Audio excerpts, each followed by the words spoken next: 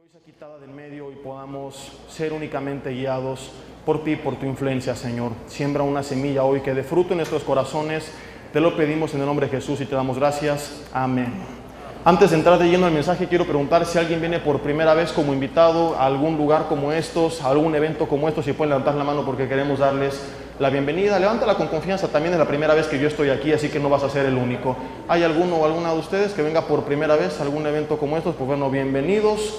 Espero que se sientan como en casa y que este mensaje pueda edificarles. Quiero que me acompañen a Lucas capítulo 8, versículo 22. Vamos a ver un mensaje bastante interesante. Voy a pedir si me pueden ir apoyando con los versículos, porque mi Biblia apenas cabe en el púlpito y difícilmente la voy a poder abrir. Entonces, para no perder tiempo en eso, los voy a leer de atrás de las pantallas. Lucas capítulo 8, versículo 22, narra una historia interesantísima que muchas veces hemos leído, pero que pocas veces hemos meditado. Y dice: aconteció un día que entró en una barca, está hablando de Jesús, con sus discípulos, y les dijo: pasemos al otro lago, lado del lago, era el lago o el mar de Galilea, y partieron. El versículo 23 dice: pero mientras navegaban, ojo que Jesús les dio la orden, al rato veremos por qué esto es importante, él se durmió y se desencadenó. Esto significa que de repente vino una tempestad de viento en el lago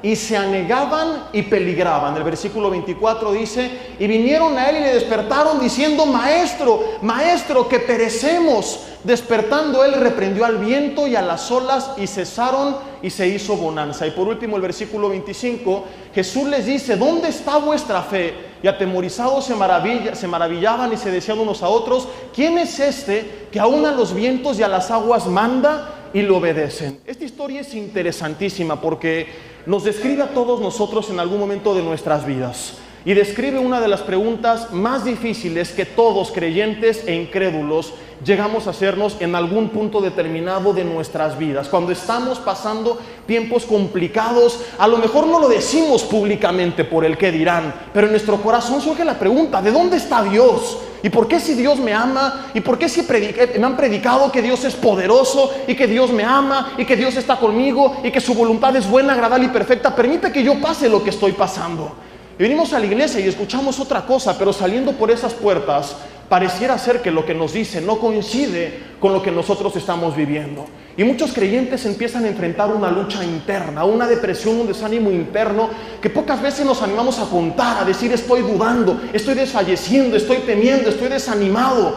¿Por qué? Porque estamos desgraciadamente mal acostumbrados a guardar las apariencias dentro de la iglesia. Creemos que aquí el que falla va a ser crucificado, y entonces, por temor a que nos señalen, cuando nos preguntan ¿cómo estás?, siempre ponemos la sonrisa más falsa que podamos y decimos: bendecido, fortalecido, y por dentro puede estar hecho un desastre, pero no dice la verdad. Al día de hoy no conozco a algún hermano que cuando le pregunte ¿cómo estás?, no diga otra cosa que no sea esto, siempre es bien, de victoria en victoria, hermano, amén, aleluya, gloria a Dios, aleluyita. Jamás alguien me ha dicho así todo con desfachatez: pues aquí en fornicación somos expertos en fingir. Pero en nuestro corazón, tú y yo bien lo sabemos, a veces surge esta pregunta: ¿por qué Dios permite que yo pase tempestades? ¿Por qué Dios permite que yo pierda el trabajo si Él es mi proveedor? ¿Por qué Dios permite que yo me enferme si Él es mi sanador? Si en la cruz Él dice, me han dicho, llevó mis enfermedades. ¿Por qué Dios permitió que me corrieran injustamente del trabajo? ¿Por qué Dios permite que mi hijo se haya ido de la casa? ¿Por qué Dios permite que nosotros suframos tragedias? ¿Por qué Dios no hace nada? Y vienes el domingo y vienes entre semana y escuchamos las cosas que Dios hizo en otros y dices: gloria a Dios por Él, pero ¿por qué no lo veo en mi vida? Y escuchas que Dios sanó al hijo de no sé quién, que Dios quebrantó al esposo de no sé quién, que Dios le dio un trabajo milagrosamente al hermano, pero tú dices: en mí no ocurre, en mí esto no está pasando. Hace poco llegó un hermano conmigo y me dice: Jesse, todo lo que hago me sale mal, me corrieron del trabajo, perdí el trabajo, perdí todo lo que tenía, mira, puse un circo y me crecieron los enanos. ¿Dónde está Dios en esos momentos?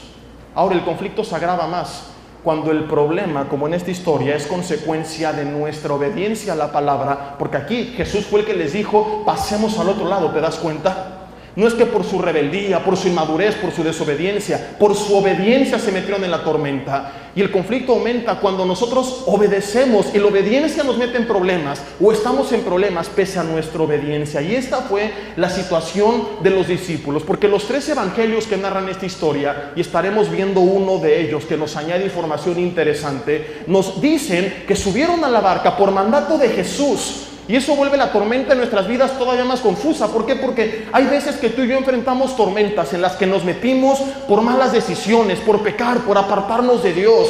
Engañamos a nuestra esposa y obviamente esto desencadena una tormenta en nuestra vida. No buscamos a Dios al tomar decisiones financieras y nos metemos en crisis económicas. Vamos y nos endeudamos.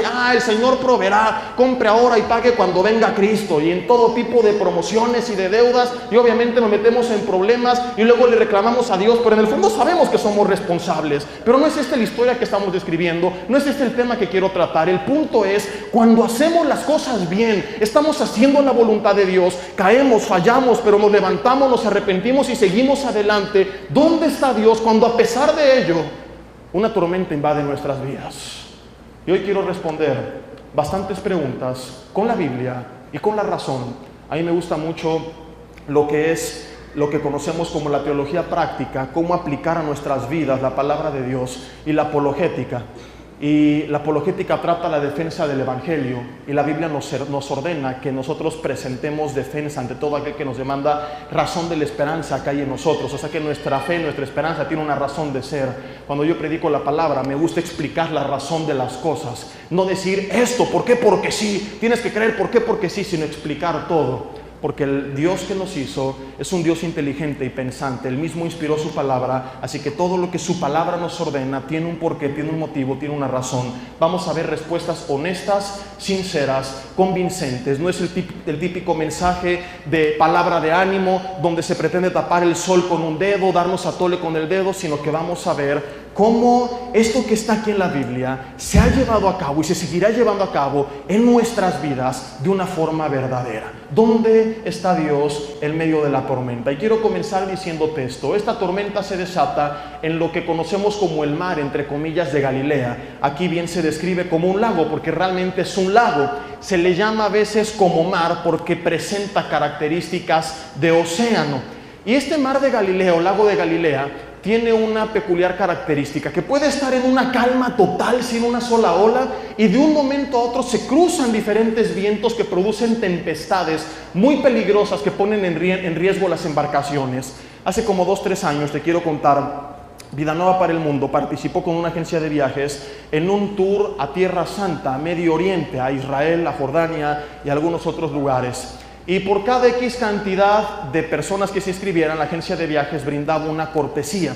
Por cada X cantidad de congregantes se requería una pareja de pastores que fueran pues a cargo del grupo. En esa ocasión hubo mucho cupo, fue el último viaje en el que asistió el pastor Armando a este tour. Y entonces me llama por teléfono como 3 semanas antes del viaje y me dice: Jesse, necesitamos una pareja de pastores, estamos pensando en ti y en Abby, tienes todos tus papeles listos porque queremos que vayan. Yo no sabía ni cómo tenía mis papeles, pero dije que todo estaba en orden. No te preocupes, todo está de maravilla, porque me acordé de ese pasaje que no recuerdo dónde está, pero por ahí dice la Biblia que a la gorra ni quien le corra, ¿verdad? Entonces dije, vámonos. No se crean, no está en la Biblia, no lo vayan a anotar, pero es una realidad. Entonces dije, vámonos. Y parte del recorrido incluyó una visita al mar de Galilea, y me fascina leer esta historia y estar ahí porque el guía de turistas nos decía que mucha gente se burla del relato bíblico porque dicen, ay sí, como que las tormentas y la barca que se hundía, sí es un laguito. Y dice, así como lo ves de calmado porque estaba tranquilo, de repente se sueltan los vientos y se producen unas tormentas y unas olas que este barco, que era un barco para 50 personas, se tiene que regresar porque si cruza al otro lado se hunde. Ahora imagínate la barca donde iba Jesús con los 12, por supuesto que no podía soportarlo, y lo vivimos en carne propia. Nos subimos a 2 de esos barcos, en cada uno cabían como 75, 80 personas, porque éramos 3 camiones de 55 personas cada uno. Y nos subimos y de repente juntan los 2 barcos, los amarran con una cuerda, empieza a predicar el pastor Armando de este pasaje, empieza un judío mesiánico a cantar una alabanza hermosa en hebreo, y de repente ocurrió esto, se suelta la tormenta y dijimos, antes de que filmemos Titanic 2, vamos a soltarnos y vámonos, porque las olas empezaron a golpear contra las barcas y nos tuvimos que regresar de la noche a la mañana. Y esto ocurrió con ellos, y esto ocurre muchas veces con nuestras vidas, ya hace que la tormenta se vuelva todavía mucho más confusa. Tú estás en completa paz en tu vida y de repente se desata una tempestad. Toda tempestad es difícil, pero cuando te dicen agua va, cuando poco a poco tú vas viendo que el clima va empeorando, al menos te puedes preparar. Cuando poco a poco tú fuiste empeorando en tu condición de salud, cuando viste que empezaban a hacer recorte en el trabajo, que uno de tus hijos se empezaba a endurecer, que algo en la iglesia estaba empezando a fallar, tú al menos puedes asimilarlo y prepararte. Pero cuando de la noche a la mañana te dicen estás despedido, cuando de la noche a la mañana te dicen estoy con otra, cuando de la noche a la mañana te dicen te quedan 6 meses de vida, cuando de la noche a la mañana ves el cielo nublado, la tormenta sobre tu vida y tu barco hundiéndose, surge la pregunta de ellos, que veremos más adelante, ¿qué hicieron? Señor, ¿dónde estás en medio de todo esto? La tormenta no solo golpea su barca, bueno, fuera. Marcos nos brinda información adicional, capítulo 4, versículo 37, lo vemos en pantallas, por favor. Pero se levantó una gran tempestad de viento y echaba las olas en la barca. Aquí se nos añade que las olas se estaban metiendo a la barca de tal manera que ya se anegaba, se empezaba a hundir la barca. Esto produjo tal desconcierto en ellos que no solamente despiertan a Jesús, sino que aquí se añade que ellos le preguntaron por qué no hacían nada por salvarles. Versículo 38, ve lo que ocurre. Y él estaba en la popa, durmiendo sobre un cabezal, y le despertaron y le dijeron, maestro, ¿no tienes cuidado que perecemos? Esto significa, ¿no te importa que nos estemos muriendo? ¿No tienes cuidado? ¿No te importamos nosotros? ¿No te fijas lo que está pasando? Una tormenta está golpeando la barca, las olas se están metiendo, nos estamos inundando, y tú que dices que nos amas, ¿no te preocupas por nosotros? ¿No te encargas de nosotros? ¿No tienes cuidado de nosotros que nos estamos hundiendo? ¿Y cuántas veces nos sentimos así? Ves que vienen las olas y tú clamas y tú oras y vas a la iglesia y esperas ver la mano de Dios y Dios no hace nada, y en tu corazón de repente empiezan a surgir estas preguntas: ¿por qué Dios no hace nada por mí, Señor? No que tú me amabas, no que tú estabas conmigo, no que todo me saldría bien, ¿por qué no haces nada? Y cuando estamos en este tipo de situaciones, empiezan a venir todo tipo de pensamientos en nuestras vidas. Tal vez es que Dios está avergonzado de mí, tal vez es que ya no me va a respaldar, tal vez es que no soy digno y mejor me tengo que alejar. O es probable que no es que esté alejado de mí, sino que ni siquiera esté. Que todo este tiempo lo que haya creído es una mentira y que simple y sencillamente Dios no existe y he creído una ilusión. Y tengo que enfrentar la vida y aceptar las consecuencias. No hay ningún Dios que me pueda rescatar. El enemigo utiliza estos momentos para empezar a sembrar mentiras en nuestros corazones. Contrario a estas mentiras, quiero decirte, querido hermano y amigo que nos acompañas, Dios existe. Dios está allí contigo. Dios sabe lo que tú estás pasando. Dios tiene el poder para cambiar tu situación. Y si no lo ha hecho es porque, como veremos en este mensaje, Él tiene un propósito, pero Él está a cargo. Su voluntad es buena, agradable y perfecta, y todo lo que tú pases va a obrar para tu bien. Él está a cargo de todo. ¿Imaginas un Dios acaso que no tiene el control de las cosas, que no está enterado de las cosas? Cuando veamos después que Jesús se despertó, Él no se sorprende. Él no dice, la tormenta, ¿y ahora qué hacemos? Él sabía lo que estaba pasando. ¿Imaginas a Dios sorprendiéndose? ¿Imaginas que llega un ángel a reportarle tu situación? Señor, llega Miguel, padre, Federico Pérez de Mazatlán, ¿qué pasa con él? Pues muchas cosas. Mira, padre, lo corrieron del trabajo. ¿Cómo puede ser? Lo corrieron. ¿Y ahora cómo le hacemos? No sé, Señor. ¿Ya le buscaron nueva chamba?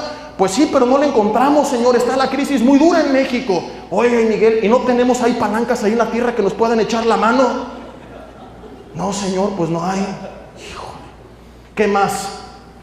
Su hijo se parece al panadero. Le acaban de detectar cáncer. No puede ser. Dios mío, Ah, no, yo soy Dios, ¿qué estoy diciendo? ¿Qué hacemos? ¿Qué hacemos? ¿Sabes qué? Mira, llévenlo a la playa, que se meta a nadar, mandamos un tiburón que se lo coma, que se venga para acá y a ver aquí de qué le damos chamba y qué hacemos con él. ¿Tú te imaginas a Dios así, estresado, afligido, pensando qué hacer? Hermanos, ¿creemos o no creemos?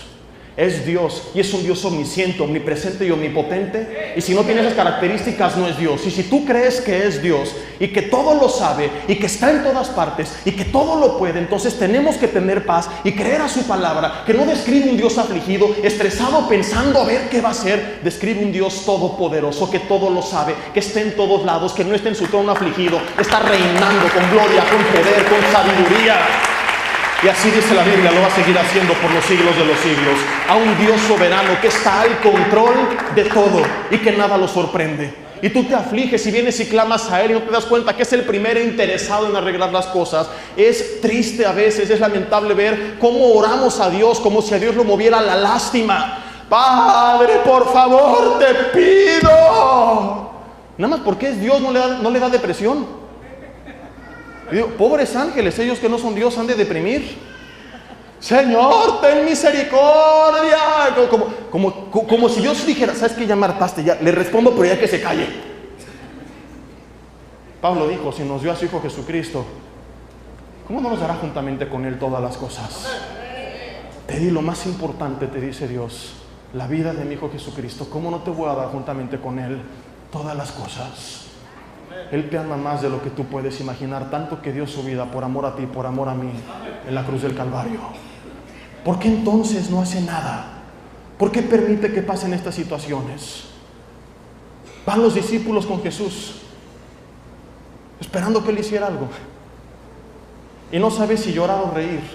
Jesús dormido sobre la popa. ¿Te imaginas la escena? Las olas golpeando la barca, las olas metiéndose en la barca, van con Jesús y Jesús en el tercer cielo. Vuelta con el de al lado y dile, al menos en eso sí te pareces a Jesús, te la pasas durmiendo todo el tiempo.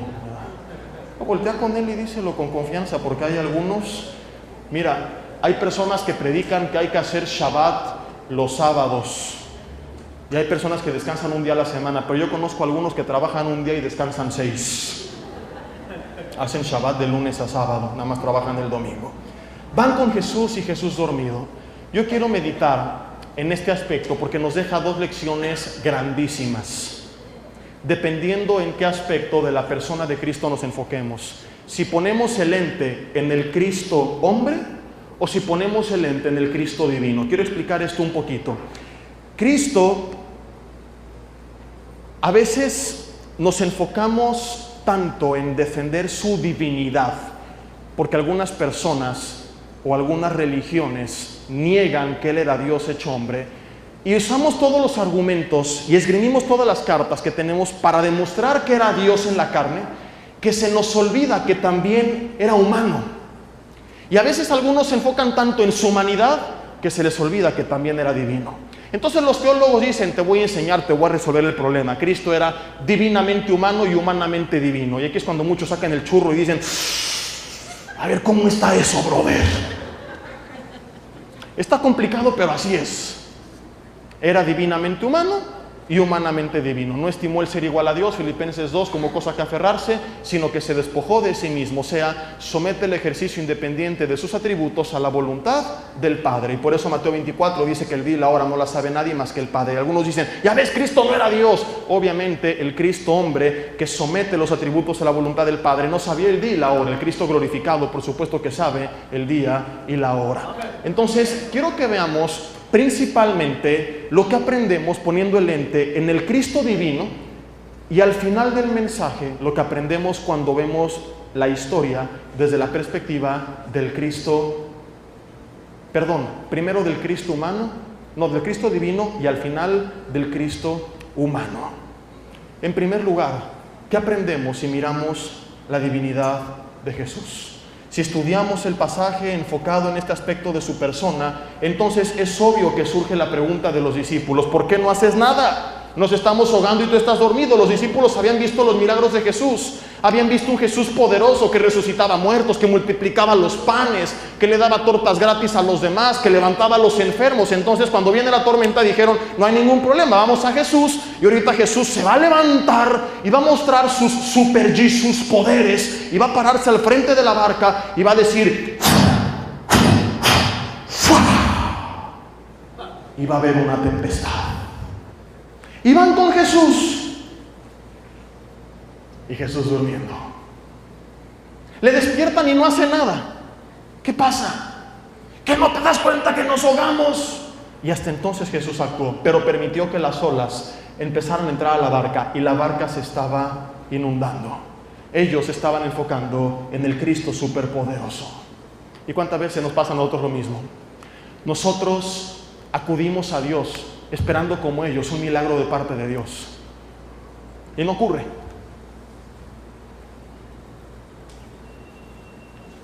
Y si no fuera honesto te diría, siempre vendrá un milagro, pero con Esteban no lo vino. Con muchos en la iglesia primitiva no lo vino. A Timoteo no lo sanó de la enfermedad que tenía. Pablo le dice, usa un poco de vino para tus dolores estomacales, que era un remedio medicinal de la época. Casi todos los hombres que conozco, cuando leen este pasaje, dicen, ay, me duele mucho el estómago, a mí también. Nosotros venimos al Señor esperando algo sobrenatural, y a veces ocurre y creemos que ocurre, pero a veces simple y sencillamente no lo hace. Y hacemos nuestra historia como los discípulos. Voy a llegar al trabajo y me va a decir mi jefe, señor Pérez, un ángel acaba de hablar conmigo y me acaba de decir que usted tiene que ser el nuevo director de la empresa. Y entonces tú dices, todos conocerán que Jehová es mi Dios. Y entras a la oficina y te dice, señor Pérez, está usted despedido. Voy a ir con el médico, con los estudios, y va a decir, oh, no puede ser, señora González, el cáncer se ha ido, esto fue un milagro. Y llegas con él y te dice, estás empeorando, te quedan pocos meses de vida.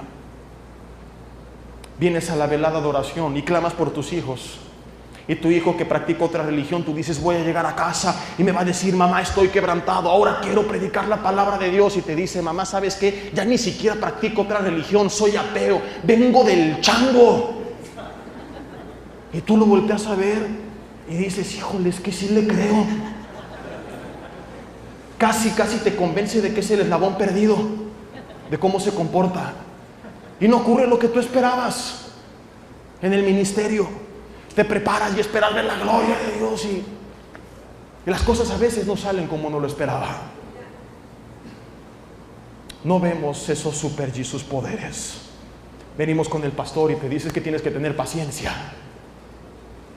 Y tú dices, Señor, dame paciencia, pero ya, ahorita, en este instante, Señor. Te dicen, paciencia. Y la tormenta sigue creyendo, Señor, paciencia. Y las olas empiezan a meterse en tu barca. Y Dios parece que se ha olvidado de ti. Contrario a esta gran mentira, la Biblia dice que somos sus ovejas, que estamos en sus manos y que de ahí nadie nos puede arrebatar. Pablo decía, escucha esto, que absolutamente nada ni nadie nos puede separar del amor de Dios. Él dijo, ¿quién nos puede separar del amor de Dios? Tribulación, angustia, persecución, hambre, espada, desnudez. Dice, no, Señor, ni lo alto ni lo bajo, ni lo ancho ni lo profundo, ni lo presente ni lo porvenir, ni la muerte ni la vida, ni ninguna otra cosa creada, ni principados ni potestades. Date cuenta de lo que está diciendo. En las tres dimensiones, nada, en el tiempo, en el espacio, en la materia, nada nos puede separar del amor de Dios que es en Cristo Jesús. Pero también la Biblia dice en Isaías 55 versículo 8 que sus caminos no son los nuestros. Y si yo fuera un predicador de esos que buscan mover emociones, yo podría seguirme con esta historia. Y el Señor está contigo y no dudes y su amor te cubre, pero tenemos que ver la verdad. Y la verdad es que a veces sus caminos serán distintos a los nuestros. Y a veces vendrá a romper nuestras ideas y nuestros paradigmas y cómo creemos que Él va a actuar. Porque sus caminos, sus pensamientos, dice la Biblia, son más altos y son más grandes con los nuestros. Y es en ese momento que tenemos que recordar lo que te dije hace unos minutos. Dios, tú eres omnipresente, estás conmigo, no estoy solo. Dios, tú eres omnisciente, sabes lo que estoy pasando. Dios, tú eres omnipresente, tienes el poder de cambiarlo. Y si no lo has hecho, dado que tienes el poder y que me amas y quieres hacerlo, es porque entonces tienes una razón mucho más grande que yo al día de hoy no entiendo. ¿Te das cuenta de esta verdad? Nos dejamos engañar porque no estudiamos la palabra. Y entonces viene el enemigo, Dios no está contigo. Y tú, ay, sí es cierto, nadie me quiere, todos me odian, mejor me como un gusanito. Voy a ir con la señorita Laura para que cuando diga, ¿qué pasa el desgraciado? Ahí voy a pasar yo. La verdad es, Dios, tú estás conmigo. Dios, tú sabes lo que estoy pasando. Dios, tú tienes el poder de cambiarlo. Si no lo has hecho, una de dos: o disfrutas atormentarme o tienes un propósito bueno para mi vida. Dado que tu palabra dice que me amas, no disfrutas atormentarme, entonces creo que tienes un propósito para mi vida. Ahora, hermano, yo no soy Dios para decirte cuál es el propósito, porque a veces se acercan hermanos en consejería y te empiezan a contar toda su vida y te dicen, y yo me ha pasado esto y esto y esto y esto y esto y esto y esto y esto y esto y esto y esto, y quiero que usted me diga por qué. ¿Perdón? Nos ven cara de chamán. Si es tu vida, compadre, y no lo sabes, yo menos, ¿qué voy a saber? No soy Dios para decirte cuál es el propósito, cuál es la razón. Tú lo tienes que ir descubriendo. Pero conozco a Dios para decirte que hay una razón. Y quiero darte en este mensaje 3 áreas principales por las cuales Dios permite que nosotros pasemos tormentas. ¿Y cuál es el propósito según cada uno de estos propósitos? En primer lugar, Dios permite que pasemos por tormentas, en primer lugar, porque a través de ellas va a obrar su voluntad buena, agradable y perfecta a favor de nosotros. Te lo voy a explicar. Dice Romanos 8:28, que todo el mundo se sabe de memoria, pero que no sabe ni qué significa, que los que aman a Dios, todas las cosas les ayudan para bien. ¿Y cuánto lo creen? Amén. Y cuando esté el problema, ¿dónde está Dios? ¿Lo crees o no lo crees? Todas las cosas, incluyen las buenas y las aparentemente malas, que no son malas, es solamente la percepción momentánea. Quiero citarte un par de ejemplos. José sueña que gobernaba sobre sus hermanos. Sus hermanos envidiosos deciden venderlo como esclavo. Cuando tus hijos estén peleando porque creen que tienen el peor hermano del mundo, cuéntales la historia de los hermanos de José. Mamá, es que no aguanto, mi hermano es el peor hermano del mundo. Ven, mijito, te voy a contar de los hermanos de José. Va a amar a su hermano, porque le podrá hacer lo que quiera, pero al día de hoy dudo mucho que lo haya querido vender como esclavo. Espero que así sea. Lo venden como esclavo y él va a dar a casa del capitán de la guardia de Faraón, un hombre llamado Potifar. Dios le da gracia y lo pone a cargo de todo lo que había en la casa de Potifar, se convierte en jefe. La esposa de Potifar, que era una señora muy cusca, un día dice, quiero probar las carnitas ungidas de José. Y José dice, no las vas a probar. Se rehúsa, no cae en sus garras.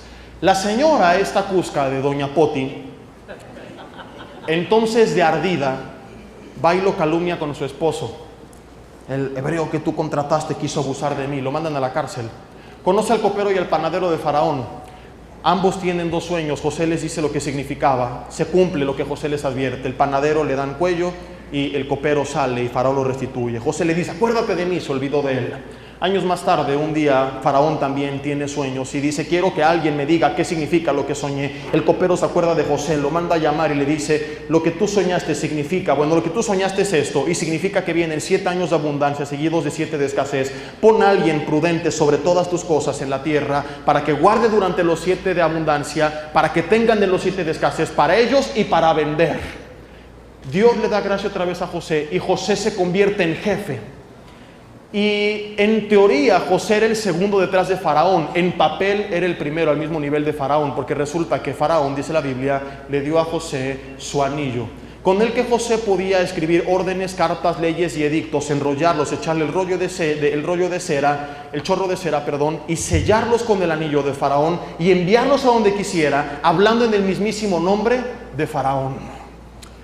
Pasa el tiempo y cuando llega los 7 años de escasez sobre la tierra, 20 años después que sus hermanos lo venden como esclavo, ellos acuden a Egipto a buscar ayuda. Después de una larga historia, José se revela a ellos, los bendice, los ayuda. Años más tarde, ellos, cuando su padre muere, piensan que José se iba a vengar, ahora sí nos va a dar cuello. José dice, no se preocupen, ustedes pensaron mal contra mí, Dios lo encaminó a bien. Todos esos años que José no entendió lo que estaba pasando, tuvieron un propósito. Y si José no hubiera sido vendido por sus hermanos como esclavo, no hubiera llegado a casa de Faraón. Y tal vez en algún momento él clamó, ¿por qué, Señor? Pero cuando él llega a casa de Faraón y mira hacia atrás, él dijo, Dios, gracias por todo lo que pasó, porque una cosa llegó a la otra y porque todo tú lo permitiste para que yo hoy gobierne sobre la tierra y pueda bendecir a mi familia. Porque si José no hubiera llegado ahí, en esos 7 años de abundancia, él y su familia y su parentela, queridos hermanos, se hubieran muerto de hambre. Dios lo permitió por una razón. Dios utilizó incluso la envidia de sus hermanos para obrar a favor de José. Satanás intentó destruir a José, pero yo les decía en la mañana, Dios es tan soberano y tan poderoso que hasta los intentos de Satanás en nuestra contra los termina revirtiendo a nuestro favor. O sea que el diablo, sin quererlo, la sigue haciendo de chalán de Dios cuando se trata de los hijos de Dios. ¿No es maravilloso esto?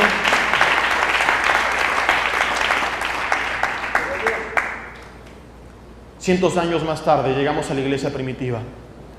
Sufren persecución, los quieren matar por la predicación de la palabra. Muchos murieron, preguntándose, ¿por qué Dios permitió esto tal vez? Hoy nosotros lo entendemos.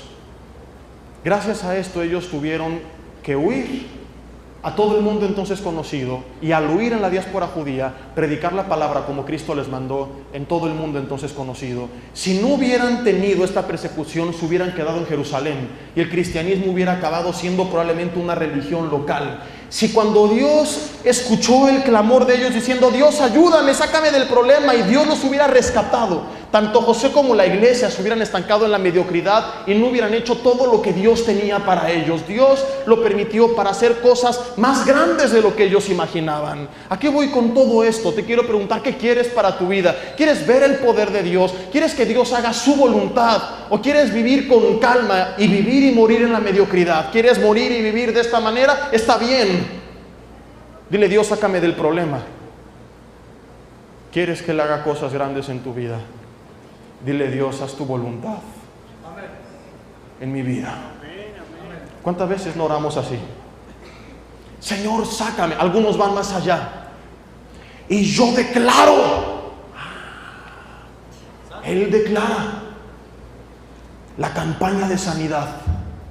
Pasan al enfermo, que el que está adelante, que es como un super chamán,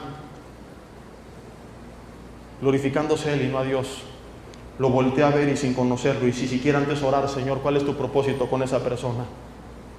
Lo voltea a ver y dice, Espíritu Santo, tócalo, ahora. Y dices, ahora los patos le tiran a las escopetas. Yo le imagino a un niño en el centro comercial volteando con su padre y diciéndole, papá, cómprame ese juguete, ahora. Y si tu hijo te habla así, estás en serios problemas y necesitas urgentemente consejería. Yo pregunto, ¿este tipo de personas sabrán acaso lo que significa que Dios es soberano? Ni siquiera, Señor, sánalo, si es tu voluntad. ¿Qué tal que el propósito de Dios para su vida es otro? ¿Qué tal que algo bueno va a surgir de ese problema? ¿Qué tal que Dios quiere glorificarse a través de esa situación? Y nosotros estamos yendo en contra de la voluntad de Dios, por buscar nuestra voluntad y no la suya. Nos enojamos con Dios y no nos damos cuenta que Él tiene un propósito detrás de eso. Y sabes algo, no estoy pretendiendo lavarle el coco a nadie. Lo que estamos hablando ocurrió en la Biblia y yo lo he seguido viendo con mis ojos una y otra vez. Te quiero contar 3 ejemplos. Uno, en carne propia, lo vivimos. Tenemos una tía, hablo en presente porque sigue existiendo en la presencia de Dios. Una tía que era muy bendecida económicamente. Una mujer honesta, pero que por su prosperidad, durante muchos años de su vida, creyó que no necesitaba de Dios y vivió alejada de Dios. El Señor permite que ella se enferme. Una mujer que era súper sana. Imaginabas que cualquiera podía enfermarse menos ella. Entrega su vida a Cristo. Otra tía, que siempre ha sido muy cristiana, vivió un año, su último año, con ella para constatar y ver los frutos de arrepentimiento que ella dio. Un año después ella entra al quirófano. No salió. Ella deja una carta diciendo: familia, si no salgo no se preocupen. Sé quién soy y a dónde voy. Y allá los espero. Ahora yo no te estoy diciendo estoy contento de que haya partido. Yo quisiera que ella estuviera aquí, que Dios lo hubiera sanado. Pero digo, Señor, si eso es lo que tuvo que pasar para quebrantar su corazón y que ella te conociera, a fin de cuentas está en tu presencia y la dejaremos de ver un tiempo, pero algún día nos reencontraremos porque es la promesa que está en tu palabra. Y si eso tuvo que pasar, gloria a ti, Señor. Adelante, lo aceptamos. Es duro, pero lo aceptamos. Otro ejemplo, una familia que yo conocí en una de las iglesias de México. Tenían una fábrica de muebles. Durante muchos años la fábrica no prosperó y no prosperó y no prosperó. Y yo iba y predicaba cada mes y medio a la iglesia donde estaban. ¿Y cómo van, hermanos? Pues aquí andamos batallándole, pero confiando en Dios. Y pasaron así más de año y medio y siempre su respuesta era la misma. Nunca se quejaron. Siempre estuvieron mal, pero siempre confiando en Dios. Se ven obligados a vender la fábrica, a rematarla. Se van a Acapulco a iniciar no sé qué negocio con un familiar de ellos. El negocio también sale mal. Pero de una forma milagrosa y especial comienzan a dar estudios bíblicos a una familia en Acapulco. El estudio empieza a crecer. En su corazón siempre estuvo servir a Dios. Creció tanto que se convierte en una iglesia que hoy llega casi a los 500 miembros. Estuve el año pasado en su aniversario y es hermoso ver lo que Dios ha hecho con sus vidas. Y yo digo, ¿qué hubiera pasado si alguien hubiera llegado y orado por su fábrica y ellos clamado por su fábrica y Dios hubiera respondido a su petición y su fábrica hubiera prosperado? Estarían construyendo muebles, hermano. Dios los tiene construyendo vidas. ¡Wow! Y no lo entendieron durante años, pero siguieron adelante. ¿Y qué hubiera pasado si hubieran apostatado? Si como tantos se hubieran quejado, ay, ¿dónde está Dios? Ay, ¿por qué me pasa esto? Ay, ¿por qué me pasa lo otro? Se hubieran perdido la oportunidad de ver el sueño que tenían en su corazón hecho realidad. Al día de hoy, ya Dios les permite trabajar al 100% dedicados a la obra del ministerio. Otro ejemplo. Conozco unos hermanos en Toluca que vendían en una bicicleta con una sombrilla unos tacos de canasta. No sé si aquí se vendan también esos. ¿Sí? ¿Sí los conocen? No van a creer que en Toluca nos comemos las canastas y... no. Unos vecinos payasos, porque ni siquiera afectaba su propiedad, estaban cruzando una avenida. Se ponen con el gobierno a quejarse y hacen que los quiten de ahí. Tienen que moverse a 2 cuadras y rentar un local. Ahora, ellos lo que vendían eran tacos. Apenas les alcanzaba para sobrevivir. Cuando les pregunto cómo están, dicen, pues es difícil, no sabemos cómo le vamos a hacer, tenemos que pagar renta, pero pues no hay de otra, y confiando en Dios, otra vez, jamás se quejaron. Resulta que a esas 2 cuadras a donde se cambiaron, daban a una calle que da a la entrada y salida de una de las universidades más grandes de Toluca, por donde entran y salen cientos, más de 1000 jóvenes durante cada día. Aunque estaban relativamente muy cerca, ninguno de esos jóvenes lo conocía. ¿Por qué? Porque eran 2 cuadras más y la juventud de hoy es muy floja. Aquí no son flojos los jóvenes, pero allá sí son muy flojos. Allá son de que vamos a jugar fútbol y sacan el Xbox. ¿Sí o no? Cuando llegan como a los 13 años parece que se convierten en zombies. Hasta hablar les da flojera. Llegan a la casa. ¿Cómo te fue? Bien. Te suben a la computadora. Mi hijo a comer. Ahí voy. A comer. Le tienes que mandar la foto por Facebook para que baje de la comida. Si le da clic a me gusta es que va a bajar. Si le da clic a no me gusta es que no va a comerse tu comida. Todo le da flojera. ¿Qué me cuentas? Nada. Entonces, suena chistoso, pero es la realidad. No los conocían, se cambian, los conocen. Y los jóvenes no comen, tragan. No se espanten por la palabra. Jesús dijo que los fariseos colaban el mosquito y se tragaban el camello, así que es bíblico lo que estoy diciendo. Entonces se les atasca de jóvenes. Se ven obligados a rentar un segundo local. Se los quitan y se cambian un local 4 veces más grande que los otros 2. Les digo, ¿cómo están? Y me dice el hermano, Jesse, Dios es bueno. Yo tengo cáncer en la piel y el médico me dijo que yo no podía estar al rayo del sol. Yo donde estábamos antes estaba al rayo del sol. Dios me trajo aquí para guardarme del rayo del sol. Y además bendijo su negocio. Eran ellos 2. Tienen ahora como 10 personas trabajando ahí en su negocio. Dios, hermanos, sabe lo que está haciendo. Está contigo, sabe lo que estás pasando y tiene el poder de cambiarlo. Si no lo hace, es porque va a hacer algo mucho mejor de lo que tú estás pidiendo. Amén.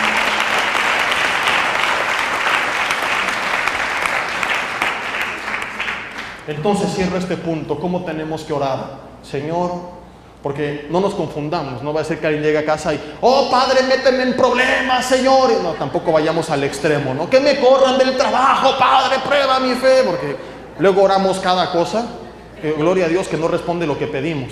Yo me acuerdo que antes decía, Señor, ahora sí te prometo que no vuelvo a pecar, y si vuelvo a pecar que me atropelle un tráiler. Digo, gracias a Dios que no me escuchó, porque ya me habían apachurrado como 100 veces un montón de tráilers. Entonces nuestra oración es, Señor, anhelo que me saques de la tormenta. Creo que tienes el poder de hacerlo, pero si es tu voluntad que yo me quede en ella, solo te pido 2 cosas. 1, hazme saber que estás conmigo. 2, glorifícate a través de la situación. Glorifícate en mi vida. Permite en primer lugar tormentas para hacer algo mejor a través de ellas. Y así podemos seguir dando muchos ejemplos. Te di ejemplos del día de hoy, reales. No estoy inventando nada, no estoy queriendo manipular las emociones de nada. Son cosas que no solamente están en la Biblia, sino que estamos viendo con nuestros propios ojos, porque para eso son las historias de la Biblia. Me frustra ver hermanos que la leen como si fuera historia de la antigüedad, de las cosas que ya no ocurren. ¿Sabes algo? Lo que la Biblia dice que ocurrió no es para que leamos y digamos, ay, qué bonito lo que pasó con ellos, sino para que recordemos, Dios, tu palabra dice que eres el mismo ayer, hoy y siempre, que no haces acepción de personas. Así que lo que yo leo que tú hiciste con otros, dado que eres el mismo que lo hizo y que no haces acepción de personas, también lo puedes hacer conmigo, y yo lo creo. En segundo lugar, Dios permite que pasemos tormentas. Este punto no te va a gustar, para demostrarnos quién es el que en realidad está dormido y quién entonces debe despertar. Te lo voy a explicar. Fíjate qué cosa tan chistosa. ¿Es mi Red Bull? Un día llegué, pues esa vez el aniversario de Acapulco, bien desvelado, porque el día anterior tuve que ir a la boda de unos hermanos que me habían ya pedido con anticipación como un año antes. Entonces me tuve que ir el domingo en la mañanitititita para llegar como a las 6 de la mañana, pero tiene que estar en el aeropuerto en la madrugada. Entonces yo andaba todo así, camino a la iglesia. Le dije al hermano, llévame un Oxxo para aventarme un Red Bull. Entonces de repente andaba así, me lo tomé, y ya a la hora ya andaba, hermano, la Biblia dice, la Biblia dice, la Biblia dice, la Biblia dice, la Biblia dice, ¿verdad? Brinque, pero no se crean, es agua nada más. Y el Red Bull no es del diablo, aclaro, no tiene alcohol ni nada por el estilo. Digo esto porque en todas partes hay hermanos que satanizan todo. La televisión es del diablo, les digo. No, hermano, es de Samsung, de LG, de Sony, de Philips, no del diablo. El árbol de Navidad es del diablo, pobre arbolito, es del bosque, no del diablo. Y la música es del diablo, y la computadora es del diablo, y el diablo es del diablo. Todo es del diablo. Pero bueno, volviendo al punto, fíjate esto. Ellos pensaban que el problema es que Jesús estaba dormido y que lo tenían que despertar. Cuando Jesús despierta, les demuestra que el problema no es que Él estaba dormido, que ellos son los que en su fe estaban dormidos y tenían que despertar. ¡Qué ironía! Señor, despierta que perecemos, hombres de poca fe. El problema es que estás dormido, el problema es que su fe está dormida. Tienes que despertar, yo estoy despierto, ustedes son los que tienen que despertar. ¡Wow! Y permitió la situación para mostrárselos. Lo mismo que hizo con Nabucodonosor. Permitió que fuera quebrantado para que le reconociera en su vida, porque andaba soberbio, lleno de vanidad. mis logros, mi real poder, mi palacio, mi Babilonia, lo que he creado. Y Dios permite que Él toque fondo para que le reconociera en su vida. Y muchas veces Dios permite que vengan tormentas para sacudirnos, porque estamos tan ajetreados con el día a día que no nos damos cuenta de aquellas cosas que están mal y que tienen que cambiar. Y Dios dice, es que si yo no te sacudo, tú sigues por el mismo camino. Si no te quito tu comodidad, no cambias. Y es mejor que pierdas el trabajo 6 meses y que entonces te rindas a mí y te humilles ante mí y te encuentres conmigo, y eso va a repercutir para bien el resto de tu vida, a que vivas 40 años más sin problemas, pero una vida mediocre. Es mejor que tú te vayas a la cama 6 meses y que te des cuenta de cuántas cosas tienes que sanar, de que en tu corazón hay amargura, hay rencor y tienes que perdonar. Amén. A que yo no lo permita y tú sigas viviendo así y mueras así. Y por eso no es casualidad que Santiago, cuando habla de los que están enfermos, dice: llamen a los líderes de la iglesia, a los ancianos, y oren por él ungiéndole con aceite. Y la oración de fe se va al enfermo. Pero también dice: confesad vuestras ofensas unos a otros. Y dices, ¿qué tiene que ver la sanidad con confesarnos las ofensas? Y van ligadas las dos. En primer lugar, porque es probable que la enfermedad sea un reflejo de una enfermedad más grave, una enfermedad del alma. Porque cuando una persona está amargada, está estresada, libera exceso de cortisol, y el cortisol daña de formas que no imaginas tu cuerpo, afecta al sistema inmunológico. Entonces Dios dice, primero tienes que sanar por dentro, porque lo de dentro está afectando a la de fuera. Clínicas como la Clínica Mayo han llegado a la conclusión que el 80-90% de las enfermedades son causadas o detonadas por el estrés. Y en segundo lugar, porque dice Dios, tengo que tirarte en la cama y ponerte en un estado de pausa para que tú recuerdes que algún día tienes que morir. Y que no vale la pena que sigas viviendo con ese rencor y esa amargura, ese odio que tienes en tu corazón.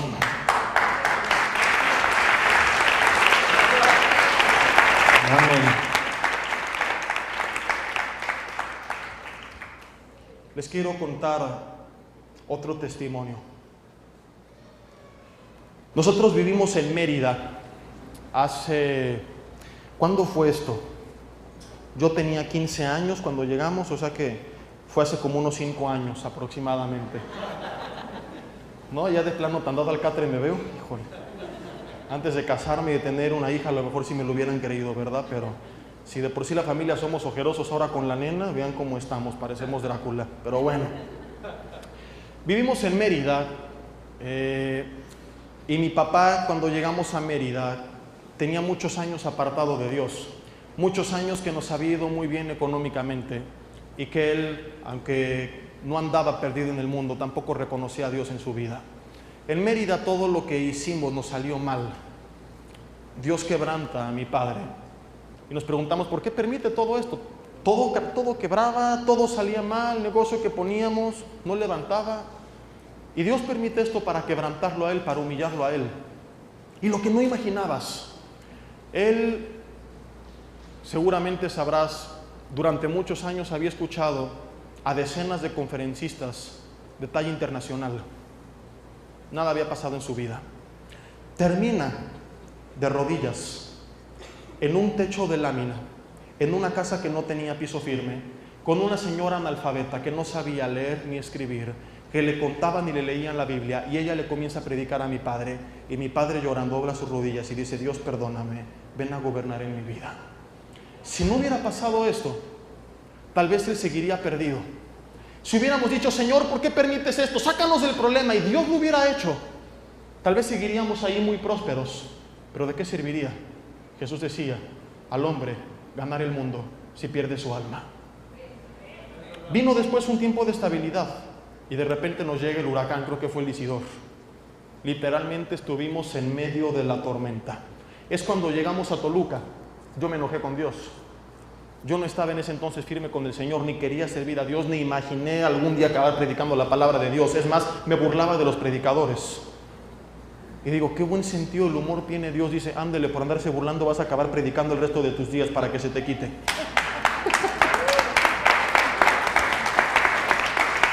Y por eso cuando ahora alguien se burla de que predico, no me enojo, porque digo, bueno, a lo mejor ahí estás de bocón, pero algún día vas a acabar adelante. Regresamos a Toluca, o fuimos a Toluca.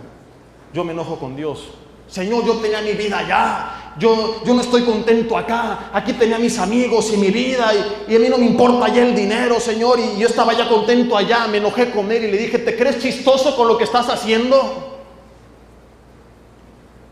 Después de un tiempo entiendo en el fondo de mi corazón que aunque no me gustara, así iba a ser su voluntad y que su voluntad era perfecta. Aunque yo no estaba firme en él, lo entendía, creía en él, pero vivía lejos de él, pero estaba enojado. Aquí no me gusta, está feo, aquí no están mis amigos. Un domingo por la tarde yo llegué a servir a la mesa de materiales donde se graban las conferencias, en ese entonces únicamente del pastor Armando, ahora también la oficina se encarga de las de un servidor. Y me acuerdo que está al final del servicio en la mesa y más o menos en una distancia de aquí a la pared, cuando yo termino, volteo y veo donde está ese pilar café. Bueno, no hay en ese pilar, sino a esa altura, en la iglesia de Vida Nueva para el Mundo Toluca, a una mujer hermosa con un suéter color azul agua, de cuello de tortuga, de ojos verdes. Y cuando volteo a ver a esa mujer que ahora es mi esposa, la madre de mi hija, una gran mujer de Dios, Dios me dice, ¿qué decías de Toluca, Jesse?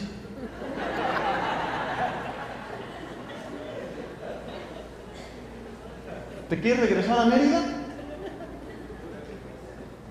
No, Señor, yo aquí nada más andaba de bocón.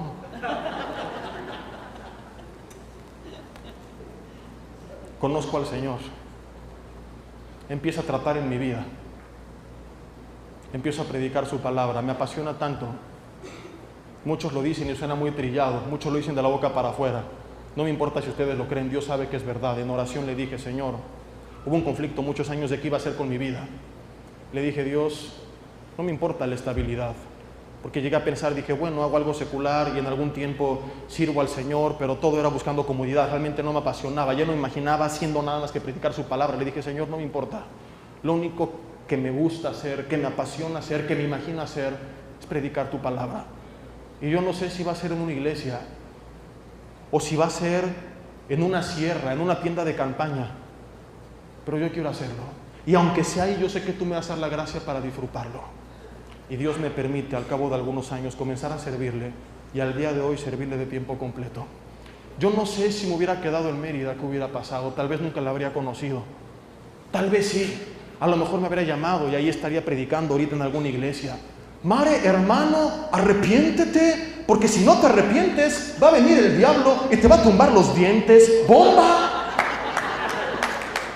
No lo sé, pero no me gustaría predicar y hablar de esa manera. Es mejor estar aquí predicando con ustedes en Mazatlán. Son ejemplos, hermanos, que yo les comparto para ilustrar las verdades de la palabra de Dios. Que los que aman a Dios, todas las cosas, no es algo trillado, no es un cliché, es una verdad. Todas las cosas les ayudan para bien. Y en tercer lugar, tengo que ser honesto. Hay tormentas cuyo propósito nunca tal vez lo vas a entender. Y únicamente nos queda aferrarnos a las promesas de Dios temporales y a las promesas de Dios eternas. Déjame explicártelo con algunos ejemplos. Las temporales. Tienes a David en medio del caos.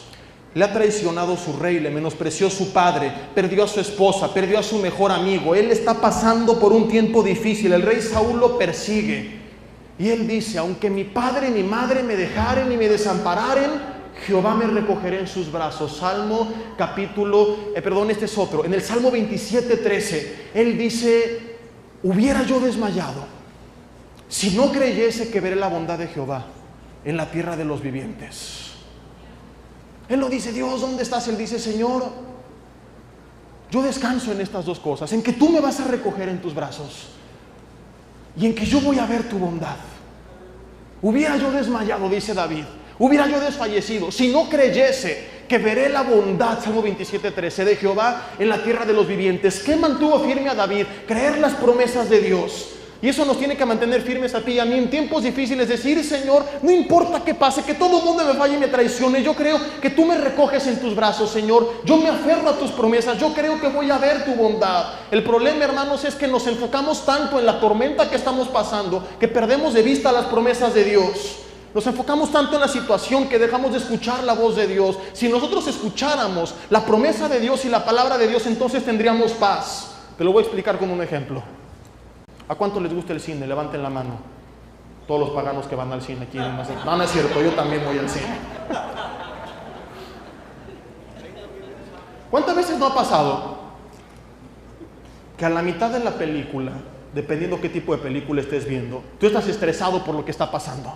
Porque están a punto de matar al bueno, porque está a punto de partir el novio de la novia de la película, porque está a punto de pasar una tragedia. De repente avanza la película y todo se resuelve y termina con un final feliz y todos fueron muy felices. Y vuelves a ver la película por segunda vez. Cuando llegas a esa escena, ¿qué ocurre en tu corazón? ¿Estás afligido? No. Ahorita llega el bueno y acaba con los malos. Ahorita el avión lo deja y regresa con su amada, porque ya lo viste. Lees la historia de José la primera vez y dices, pobre José. La lees por segunda vez y dices, ya sé lo que va a pasar. Si José hubiera regresado al pasado, cuando sus hermanos lo venden como esclavo, él hubiera sonreído, porque sabe dónde lo va a llevar todo eso. ¿A qué voy con todo esto?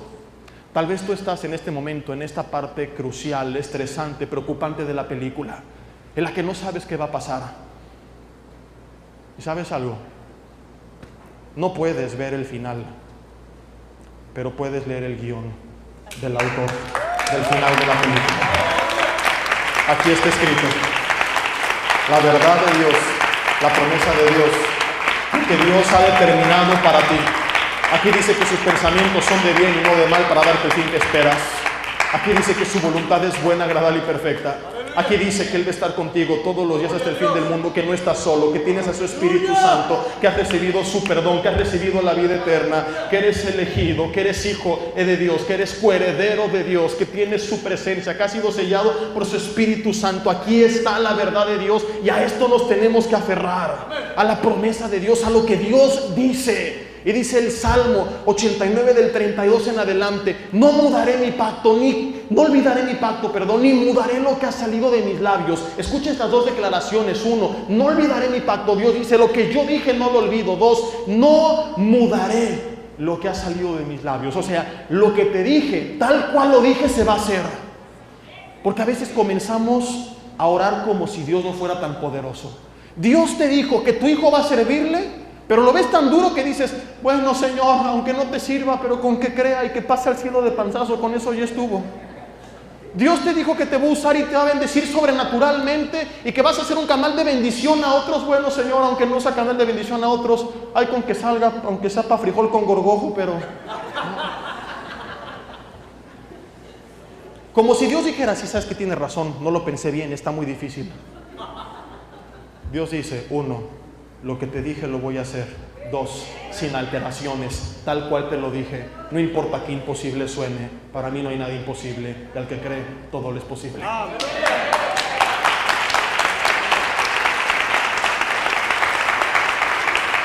Escucha esto. ¿Qué significa aferrarte a las promesas temporales en tiempos difíciles? Hace más de 20 años atrás, no sé cómo, pero mi mamá dice, y yo le creo, que Dios le dijo que algún día todos sus hijos, que somos 3, le íbamos a servir. Durante muchos años pintábamos para todo menos para eso. No creas que nacimos leyendo los salmos y que nuestros berrinches eran lenguas, no. Yo durante mucho tiempo no quería saber nada de la iglesia. Iba en Mérida al grupo de jóvenes porque era mi permiso para después irme a la fiesta. Vas a jóvenes y luego a la fiesta. Entonces iba y me entraba por aquí, me salía para allá y nada más estaba viendo a qué hora terminaba el pastor para irme a bailar. Pasa el tiempo. Yo recuerdo verla muchas noches, tirada en el piso de su recámara. Yo la veía ahí tirada y al otro día iba con mi papá y le decía, papá, no seas codo, cambia el colchón porque mi mamá está muy incómoda, porque se va a dormir al piso. Avanzaron los años y me di cuenta que no es que estuviera durmiendo en el piso, que estaba ahí porque estaba orando a Dios, pidiendo por nosotros, cada noche, sin cesar. Yo dije, entonces, el que está mal no es mi papá. Mi mamá es la que ya se le zafó pero una tuerca de la cabeza. Si cree que por estar ahí tirada a las madrugadas clamándole a no sé quién yo voy a cambiar, está pero perdida. Siguió clamando y clamando y clamando y clamando. Dios nos fue tocando uno tras otro, tras otro. Hoy todos, absolutamente todos, servimos al Señor. Dios es fiel. Él no es un mentiroso. Él cumple lo que promete cuando sus hijos le creen y le claman y se acercan a Él, como dice Hebreos 11:6, que es necesario que lo hagamos, creyendo que le hay y que es galardonador de los que le buscan. Y por último, esto es muy fuerte, si tú te pones en su lugar, ¿qué significa aferrarte a las promesas eternas? El más claro ejemplo que podemos utilizar para ilustrar esto es Esteban. Un joven que tiene un gran futuro por delante, que acaba de dar uno de los sermones más impresionantes que tú puedas haber escuchado en tu vida. Que tú dirías, wow, ¿cómo Dios lo va a usar en su vejez? No, muere apedreado esa misma tarde por un grupo de fariseos que no soportan escuchar lo que él dijo. Y te preguntas, ¿cómo murió Esteban? ¿Amargado? ¿Enojado? ¿Por qué, Señor? Yo todo el futuro que tenía, no. La Biblia dice que él muere viendo los cielos abiertos, diciendo, Dios, no les tomes en cuenta este pecado. ¿Qué nos enseña esto? Que si tú y yo miramos las cosas a la luz de la eternidad, escucha esto, ni siquiera un problema de toda la vida, que aclaro que no lo va a haber, porque dice primera de Juan Diego 11:13 que no hay mal que dure 100 años, ni santo que los aguante. No lo va a haber, pero vamos a irnos al peor de los casos, que tú digas, Jessy, es que tú no sabes cuánto he sufrido. Me dicen el Job de Mazatlán. Toda la vida he sufrido. Vamos a suponer que fuera tu caso. Perdí a todos mis seres queridos antes de lo esperado. Cuando tú crees que hay una vida eterna después de esta vida, ni siquiera esa terrible situación podría quitarte el gozo. Sí, afligirte un tiempo, pero no arrebatarte tu paz ni tu gozo. ¿Por qué? Te lo voy a explicar con un ejemplo. Imagínate que tú mañana sales de vacaciones. Me pregunto si vives en la playa, ¿dónde irán de vacaciones los que viven en Mazatlán, verdad? ¿Qué le gana a Mazatlán? Supongamos que te vas a ir, ¿no se enojan a la Riviera Maya? ¿O dicen, no, aquí está más bonito? Vamos a suponer que tú vas a Cancún y estás en el aeropuerto con tu familia. Y llega el señor de la agencia de viajes y te dice, señor, tenemos un problema, su reservación se ha cancelado porque hay sobrecupo de hoteles y sobrecupo de vuelos, pero mire, para compensarlo y dejar en alto el nombre de la agencia de viajes, queremos ofrecerle un viaje todo pagado a Europa durante el tiempo que usted quiera. Después de ahí tiene libertad total de irse a donde quiera, al hotel que quiera, nosotros pagamos los alimentos. Oiga, pero me van a correr del trabajo, no se preocupe, ya hable con su jefe, todo está arreglado, puede ausentarse el tiempo que quiera y le van a triplicar el sueldo. Gloria a Dios. Pero hay un pequeño problema. Como está muy llena los lugares de las aerolíneas, no pueden irse todos juntos en el mismo vuelo. La mala noticia es que hoy puede salir uno de ustedes, pasado mañana otro, a la semana otro, y en 15 días ya van a estar todos juntos. Antes tendrá que hacer cada uno de ustedes escala durante 3 días en Zacatlán de las Tunas, que está medio feíto, pero después llegan todos juntos a su destino final. Y tienes el resto de tus días para vivir la vida y disfrutar lo que tú quieras. Hospedarte donde quieras, viajar a donde quieras y comer lo que quieras. ¿Alguno se enojaría? Alguien diría, yo no acepto. Todos diríamos, ¿dónde firmo? ¿O no es así? Espiritualmente sucede lo mismo, pero de una forma mucho más grande. ¿Por qué? Porque al lugar donde vamos, los hijos de Dios, no se compara con ningún paraíso de la tierra. Algún día estaremos allí todos los que creemos en Él. Y todos quisiéramos irnos en el mismo vuelo, pero pocos tienen la fortuna. Primero se adelanta uno, a los 3 días el otro, a los 15 días el otro. Y durante mucho tiempo nos vamos a extrañar. Y antes de llegar a ese destino final, estamos aquí en la tierra, en nuestra escala en Zacatlán de las Manzanas, o sea, a veces la pasamos mal. Pero cuando una persona cree que a fin de cuentas lo que le espera es la eternidad en la presencia de Dios y verá cara a cara, como dice Apocalipsis 21 y 22, a Dios y estaremos con Él y le veremos, ni siquiera un problema de toda la vida y pérdidas inesperadas pueden quitarte la paz, porque tú sabes que tarde o temprano todos llegaremos a ese paraíso y estaremos ahí por los siglos de los siglos. Escucha esto. Es por eso que Esteban muere tranquilo, porque él sabía dónde iba. Por eso Pablo dice, para mí el morir es ganancia. Niega a Cristo, te matamos, quítame la vida, más es un favor.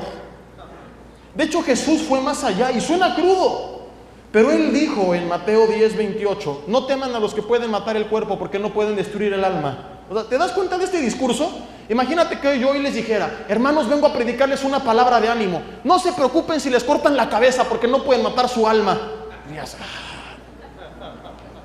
¿Qué le pasa a este predicador? Pero es lo que Jesús está diciendo. Les dice, no se preocupen, en el peor de los casos, lo más que puede pasar es que los maten.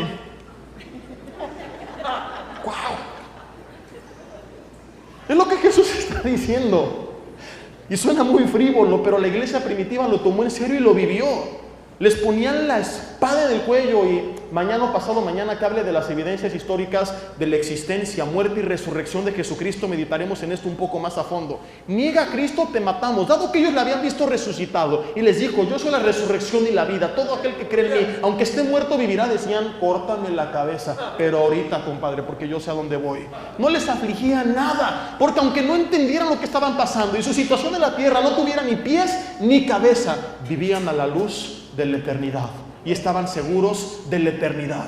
Porque hay tanto cristiano que de todo se queja y que de todo se enoja porque no están seguros de que hay una vida eterna después, porque practican una religión pero nunca han tenido una relación con Dios, porque nunca se han encontrado cara a cara con Él, porque para ellos este mundo lo es todo y tienen terror de perder lo que tienen en este mundo. Y por eso se enojan con Dios cuando Dios toca algo que ellos aman. Porque cuando tú crees, Señor, en verdad después de esta vida hay otra vida y me voy a encontrar contigo, tú dices, ¿cómo me pueden quitar la paz? ¿Cómo me pueden quitar el gozo? Te vuelves un verdadero indestructible. Te conviertes como Pablo, en un hombre que nada le puede afectar, ni destruir, ni quitar la paz, ni quitar al gozo. Lo meten a la cárcel y él dice, esta leve tribulación momentánea, porque él sabía a dónde iba, porque antes había encontrado con Jesucristo cara a cara. Ahora, un detalle importante antes de ir hacia la recta final. Cuando llegan con Jesús, dormid y lo que quieras, pero ¿en dónde estaba? En la popa. La popa es la parte posterior del barco donde se encuentra el timón. Cuando hablo del timón no me refiero al amigo de Pumba, ese es otro timón. Estoy hablando del manubrio con el que tú controlas la nave. O sea que, escucha esto, si Cristo está en tu barca y lo tienes al control de tu timón, tú vives en comunión con Él, rindiéndole tu vida, no importa cuál sea la razón de tu tormenta, no importa que tal vez no le entiendas, si Cristo está al timón, todo está bajo control. Pero si algo o alguien más está dirigiendo tu vida, si te mueves por el dinero, por lo que te dijeron en la iglesia y no por lo que dice la palabra de Dios, y te crees todo lo que todo el mundo te dice, que porque es apóstol, que porque hace milagros, y no lo constatas con la palabra, y es la voz del hombre, es tu avaricia, es algo o alguien el que dirige tu barca, entonces hoy es hora de que cambies de capitán y que cambie Él el destino de tu barca. Te voy a leer un pasaje hermoso en relación a esto que se encuentra en el Salmo capítulo 107, si me pueden pasar aquí en pantalla, Salmo 7, versículo 23 al 30, por favor. Salmo 107, fíjate, los que descienden al mar en naves y hacen negocio en las muchas aguas, ellos han visto las obras de Jehová y sus maravillas en las profundidades. Porque habló e hizo levantar un viento tempestuoso que encrespa sus ondas. Dice el 26, suben a los cielos, descienden a los abismos, sus almas se derriten con el mal. 27, tiemblan y titubean como ebrios, y toda su ciencia, su conocimiento es inútil. El 28 dice, entonces claman a Jehová, cuando viene la tormenta, en su angustia, y los libra de sus aflicciones. Cambia la tempestad en sosiego, y se apaciguan sus ondas. Versículo 30, y luego se alegran porque se apaciguaron, y así los guía al puerto que deseaban. Digan todos conmigo, no soy marinero, soy capitán. Por ti seré, por ti seré. Bamba, bamba.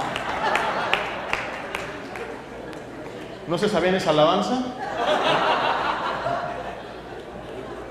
En la de no soy marinero, soy capitán, por ti seré, por ti seré. Aleluya.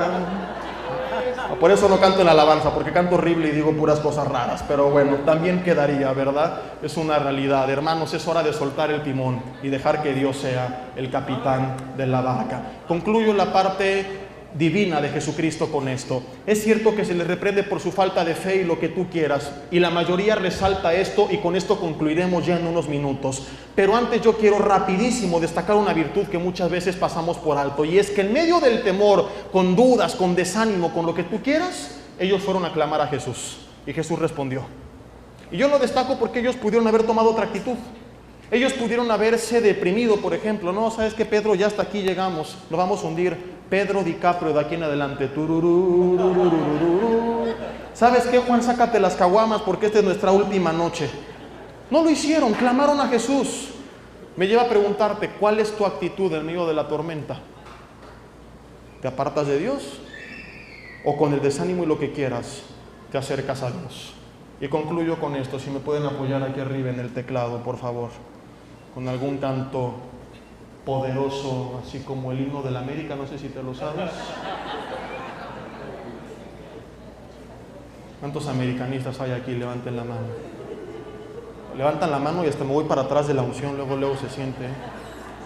No hay chivas aquí, ¿verdad? ¿O sea, hay alguno? Sí. Gloria a Dios por tanto pecador que viene esta noche. Amén. Ahora que al final se arrepientan. Pumas y cruzazulinos hay. Al final aquí los esperamos, vamos a liberarlos también, dar liberación y todo.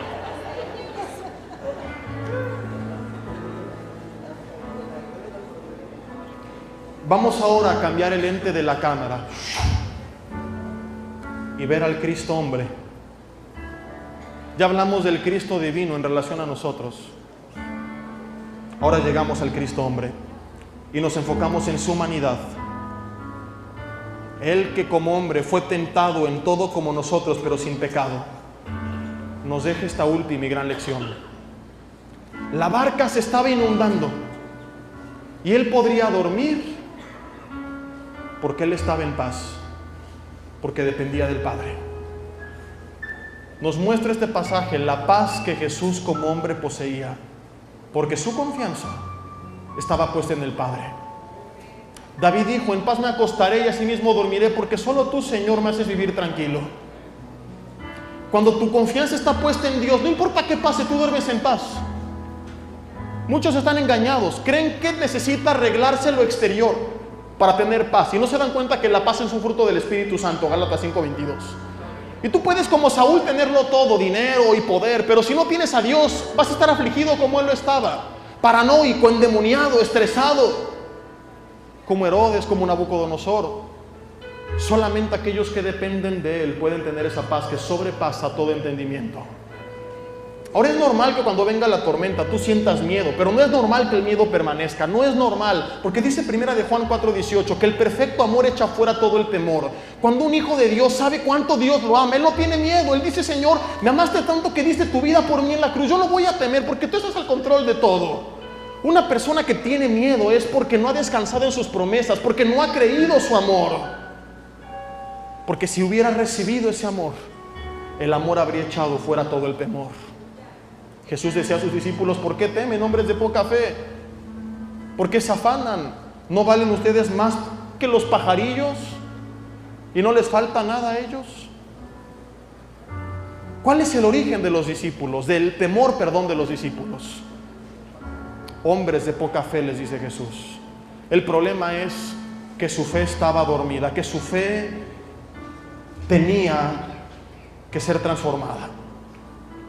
Ahora, ¿qué significa esto? Quiero concluir con esto que es interesantísimo. 10 minutos más les voy a robar cuando mucho. ¿Están todos de acuerdo? La fila de hasta allá me regala 10 minutos.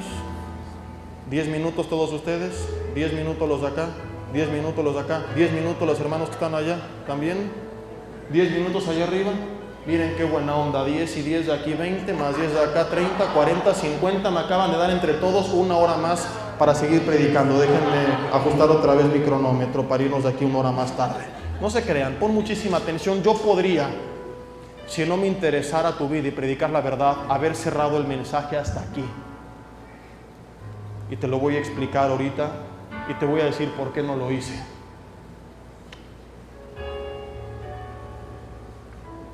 La fe era el meollo del asunto en esta historia. Es su falta de fe la que les hizo dudar y temer. De modo que no podemos tratar este mensaje y no abarcar este punto. ¿Qué es la fe? En griego pistis, que significa confianza, convicción. ¿Cómo viene la fe? A veces llegan hermanos, ore para que Dios me dé fe. Yo no soy el Espíritu Santo, yo no puedo orar para que tú tengas fe, porque la fe es un fruto del Espíritu Santo, Gálatas 5:22. La fe es por el oír y el oír por la palabra de Dios, Romanos 10:17. David dijo en el Salmo 9:10, en ti confiarán, o sea, tendrán fe, porque fe es confianza, los que conocen tu nombre, los que conocen a Dios. Si tú juntas estos 3 pasajes que son claves cuando hablamos de la fe, aprendemos una lección interesantísima. Otra vez, en ti confiarán los que conocen tu nombre, Salmo 9:10. La fe es por el oír por la palabra de Dios, Romanos 10:17. La fe es un fruto del Espíritu, Gálatas 5:22. ¿Qué nos enseña entonces? Que la fe es un fruto producido por el Espíritu Santo de Dios en nuestras vidas, mediante la palabra de Dios y nuestra comunión con Él. O sea, mientras yo más tengo la oportunidad de pasar tiempo con Dios, más le conozco y más confianza, o sea, fe y más convicción tengo en Él. Te lo voy a explicar con un ejemplo. La Biblia, para describir la relación Cristo-Iglesia, utiliza una analogía. Dice que nosotros somos, ¿qué? La novia, y que Cristo es el novio. ¿Cómo es que en una relación de pareja la confianza se da y aumenta? A través de la convivencia. Por ejemplo, ¿cuántos están felizmente casados y casadas? Levanten la mano, los matrimonios que nos acompañan. Nada más esos están felizmente casados. Vi otros que vienen con su esposo o su esposa y no levantaron la mano. Voy a hacer de cuenta que no escucharon, que se distrajeron tantito, y vuelvo a preguntar, ¿cuántos están felizmente casados y casadas? Levanten la mano. Ya algunas esposas voltearon a ver a su marido con ojos de apocalipsis. Y el hombre, sí, amén, lo que tú digas. Quiero que te transportes por un segundo al día que se conocieron. Es la primera vez que se ven. No se conocen, no saben cómo se llaman. Llega quien ahora es tu esposo, en quien confiaste tu vida, y te dice, hola guapa, ya llegó tu papirrín. Te tengo una sorpresa preparada. Voy a llevarte a un lugar maravilloso y vamos a pasar una tarde increíble. Pero como es una sorpresa, no puedes ver. Así que te voy a vendar los ojos, te voy a subir en la cajuela de mi auto y tú no te preocupes, confía en mí, todo va a estar bien. ¿Cuántas de ustedes, hermanas, se hubieran dejado? Levanten la mano las facilotas, digo las que dicen que sí. ¿Tanto le gustó su marido? ¿Sí? Bueno, ¿quién más se hubiera dejado? Solo hay 2 hermanas que tanto les impactó que dirían que sí. Años después, ya estás casada con él. Tú sales esta noche de este lugar y tu marido te dice casi las mismas palabras. Mi amor, te quiero sorprender esta noche. Te quiero llevar a un lugar maravilloso. La vamos a pasar increíble. Pero ¿sabes algo? Como es sorpresa, no puedes ver. Te voy a vendar los ojos y ya no cabes en la cajuela, pero en la parte de atrás del coche está bien. Nada más no los abras porque no puedes ver. ¿Cuántas se dejarían? Levanten la mano. No falta la que dice, antes sí, ahora no. Sean honestas, ¿cuántas se dejarían sorprender por su esposo? Ok, la mayoría, me da gusto. El año pasado que cumplí 30 años, mi esposa me la aplicó, salimos de la casa y me dijo, te voy a vendar los ojos. Fue mi cumpleaños, me dijo, tengo una sorpresa. Y como hay solteros y dice la Biblia que no comas pan en frente de los pobres, no, eso no lo dice, pero es una realidad. No les voy a decir a dónde me llevó después ni qué pasó, pero me preparó una sorpresa hermosa. ¿Qué produce, qué provoca la diferencia? ¿Por qué la mayoría decimos, ni de loco antes me dejaría y ahora sí? ¿Cuál es la diferencia? Que ahora se conocen. Has pasado con él mucho tiempo. Sabes que te ama, te ha defendido, te ha cuidado, te ha guardado. Sabes que no te va a hacer algo malo. ¿Cómo es que llegaste a tenerle tal confianza? A través de la intimidad, a través de pasar tiempo juntos, a través de forjar una historia y una relación, de conocerse. ¿A qué voy con todo esto? Bíblicamente es lo mismo. Somos la iglesia, que es la novia de Jesucristo. Y viene Él y nos dice, confía en mí. No temas, no desmayes, todo va a salir bien. Pero ¿por qué la iglesia sigue dudando? Porque no conoce al novio. ¿Por qué no conoce al novio? ¿Por qué no pasa tiempo con el novio? Porque escuchamos hablar del novio, pero no pasamos tiempo a solas con el novio. Y es como que te dijeran, este hombre es maravilloso, y te empiezan a hablar de él y de él y de él, pero nunca lo conoces. Por supuesto que no vas a poner tu vida en manos de alguien así. Y este es el problema de la iglesia. Nos dicen tanto de Dios, pero lo conocemos tan poco en lo privado. Que cuando Él nos dice, pon tu confianza en mí, cierra los ojos y descansa en mí, confía en que te voy a llevar a un buen lugar. Pocos son los que dicen, Dios, te conozco, he visto tu poder tantas veces, tu bondad tantas veces, tu bondad tantas veces, que te entrego mi vida. Haz lo que tú quieras, llévame a donde quieras. Porque no le conoce, porque no pasa tiempo con Él. Y como te dije hace unos minutos, yo podría haber concluido este mensaje. Podría haber concluido como muchos lo hacen, al estilo, le llamo yo panchero, el que busca mover emociones. Podría haber cerrado diciendo algo por el estilo como, y entonces, hermano, no importa lo que tú estés pasando, el Señor está contigo en medio de la situación, y Él se va a glorificar en tu vida, y vas a ver los cielos abiertos y la gloria de Dios. Aleluya. Hurra davada, hurra davadu. Y estarán ustedes, las matracas. ¿No es bien común esto en los congresos? Por eso la mayoría de los congresos me caen gordos a mí, porque únicamente se mueven emociones. Crecí rodeado de jóvenes que les decían, y ustedes son la generación que va a conquistar al mundo para Cristo. Y salían, ¿y qué te dijeron? Que vamos a cambiar al mundo. ¿Cómo? ¿Quién sabe? Si me interesara mover emociones, algo así pude haber dicho. Jamás he sido ni pretendo ser de ese tipo. Y por eso tengo que concluir diciéndote la verdad. Y la verdad es que si no sales de esa tibieza espiritual en la cual tal vez te encuentras, si no empiezas a tomar a Dios en serio, si no empiezas a humillarte delante de Él en su presencia, a pasar tiempo con Él, a dejar esa apatía espiritual en la que vive la mayor parte de la iglesia del siglo XXI, que se acuerda de Dios cuando está enferma, que se acuerda de Dios cuando pierde el trabajo, que se acuerda de Dios cuando tiene examen, que se acuerda de Dios el domingo en la iglesia, pero que de lunes a sábado le dice, Dios, no te metas en mi vida, déjame hacer lo que yo quiero, no me interesa tu voluntad, solo bendice lo que voy a hacer. Si no cambiamos y comenzamos a buscarle cada día, en la mañana, en la tarde, en la noche, estudiar su palabra, a discipularnos, a adorarle, a pasar tiempo orando, a tomarle en cuenta en nuestras vidas, a dejar de decir, Dios, bendice lo que voy a hacer, y decirle, Dios, ¿qué quieres que haga? Si no cambia eso, todo va a quedarse aquí y nada más. Los aplausos durante este mensaje producirán ruido y no más que eso. Los amén que tú levantaste hoy serán la burla del infierno. Seguirás dudando ante cada problema, temiendo en cada circunstancia, porque no conoces a Dios, y es imposible que tú pongas tu confianza, que tú confíes en alguien que no conoces. Cada tormenta traerá incredulidad, y en una de esas te andas bajando de la barca. ¿Es mentira? No, no lo es. Conozco mucha gente que a causa de las tormentas termina apostatando del Evangelio. La realidad es que esta hora, 23 minutos, únicamente podrán sellarse poderosamente en nuestros corazones y producir fruto si cambiamos esta actitud y le decimos: Dios, quiero pasar tiempo contigo. Dios, quiero conocerte. Y no te hablo de perfección, te hablo de rendición. No de que tú le digas: prometo nunca más fallar, sino que le digas: Señor, no sé si falle 100 veces, 101 lo voy a intentar. Quiero buscarte cada día de mi vida, el resto de mis días. Quiero pasar tiempo en tu presencia. Quiero que tú seas lo primero que yo escuche en la mañana. Quiero terminar el día buscándote. Quiero orar sin cesar. Quiero clamarte a ti a donde quiera que yo vaya. Quiero tomarte en cuenta en todo lo que hago, en todo lo que digo, en todo lo que decido. Quiero tener una relación contigo y conocerte como el novio a la novia.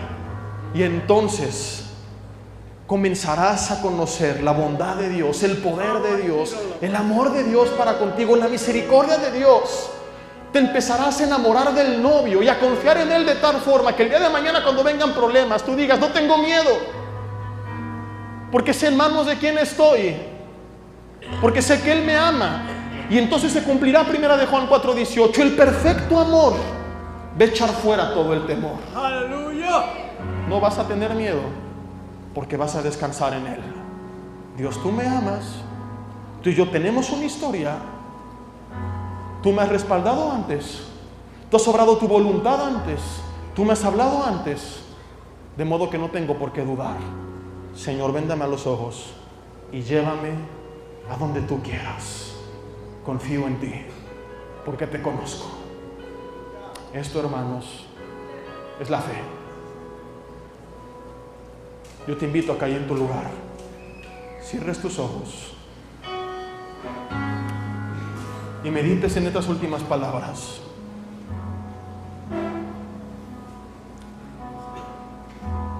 Y le digas: Señor, quiero conocerte de manera personal. Tengo una religión, pero no una relación contigo. Voy a la iglesia a escuchar de ti, pero jamás te he escuchado a ti. Me han hablado del novio, pero nunca he tenido una cita con él. Quiero rendirme a ti. Quiero conocerte. Dios, no te prometo nunca más fallar.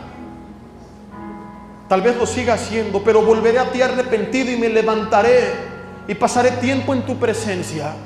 Si estás dispuesto, alza tus manos en señal de rendición y dile: hoy me vuelvo a ti. Hoy me rindo a ti, Señor. Quiero comenzar a estudiar tu palabra. Y Dios, la tibieza espiritual en mi vida se termina en esta noche. Se queda en este lugar. Esta apatía con la que he vivido la arranco de mi vida. Señor, hoy quiero despertar y tomarte en serio. Quiero dejar de ser una persona religiosa que va el domingo a la iglesia y que únicamente tiene una religión, y quiero iniciar una relación contigo. Te necesito en mi vida. Quiero dejar de decirte: Dios, bendice lo que hago, para decirte: Dios, ¿qué quieres que haga? Dios, habla, que tu siervo oye. Dios, habla mi vida. Dile: quiero conocerte cada día más. Quiero aprender a escucharte. Que tú te manifiestes a mi vida de tal forma que yo pueda comenzar a confiar, no importa cuál sea la circunstancia que me rodea, a descansar en ti por haberte conocido. Yo no sé si tal vez Dios ha permitido la tormenta que tú estás viviendo para sacudirte y despertarte en esta hora. Vuélvete a Él. Vuélvete a Él. Señor, yo te pido que tú traigas un despertar en cada uno de nosotros. Que tú fortalezcas a aquellos que están pasando tiempos difíciles. Que tu Espíritu Santo, que eres el Consolador, vengas a traer ánimo a sus vidas. Que toda tristeza, que toda depresión, que todo desánimo sea echado fuera, Señor, de sus corazones, que sea desarraigado de su vida, en el nombre de Jesús. Que venga a gobernarnos tu paz que sobrepasa todo entendimiento. Que toda mentira del enemigo que nos hemos creído, de que no nos amas, de que tú no existes, de que te avergüenzas de nosotros, de que nos has abandonado, de que tal vez no somos, Señor, dignos de que tú nos respaldes y te avergüenzas de nosotros. Que todo esto sea cambiado por tu verdad que dice que hay perdón en la sangre de Cristo, que no estamos solos, que tú estás con nosotros, que tú nos has dado tu Espíritu Santo, que tu misericordia es nueva cada mañana, que tú traigas paz a cada corazón, que todo pensamiento, incluso de suicidio por el desánimo en el cual se encuentran, se aparte de la mente de cada persona que esté en este lugar, y que creamos, Señor, únicamente en tu palabra. Que aquellos que están en el momento de la mitad de la película, pensando volver atrás y tirar la toalla, en esta hora tú les levantes y les animes a seguir adelante y no se detengan hasta que se escriba el último punto y coma de tu historia en sus historias. Que nos aferremos a tus promesas y que aquellos que las han olvidado hoy puedan resucitarlas y sacarlas de los escombros y no descansar hasta verlas hechas una realidad en sus vidas. Que ninguna tormenta pueda destruirnos. Ahí en tu lugar, mientras sigues orando en este mismo espíritu, escucha este canto. Si no lo conoces, escúchalo. Si lo conoces, cántalo a Dios.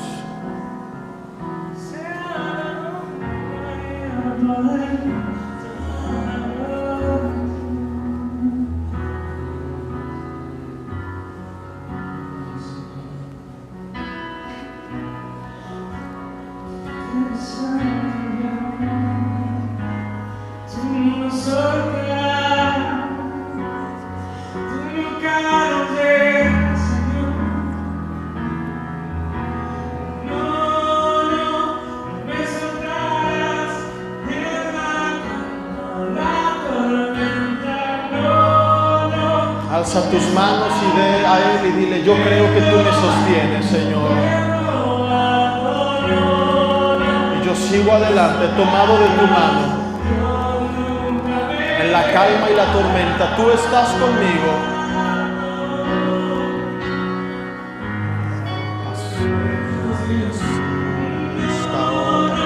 No me soltarás en la calma, en la tormenta, no, no, no me soltarás en lo alto, en lo bajo, no, no, no me soltarás, Dios, tú nunca me dejarás.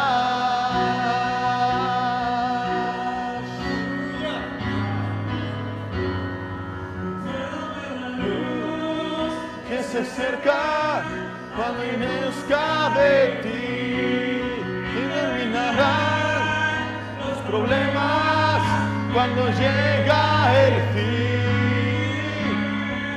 Voy a alabarte, voy a alabarte.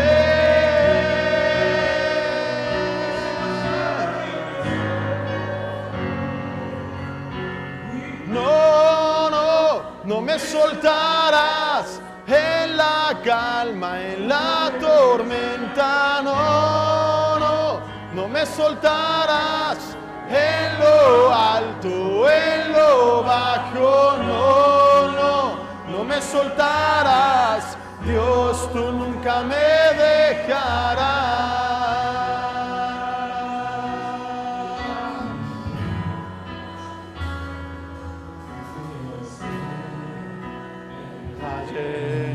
De la muerte y dolor, guarda todo temor.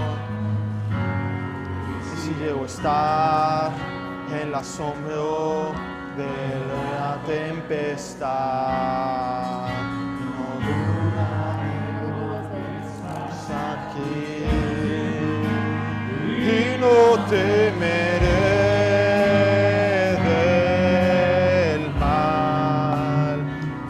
mi Dios Dios conmigo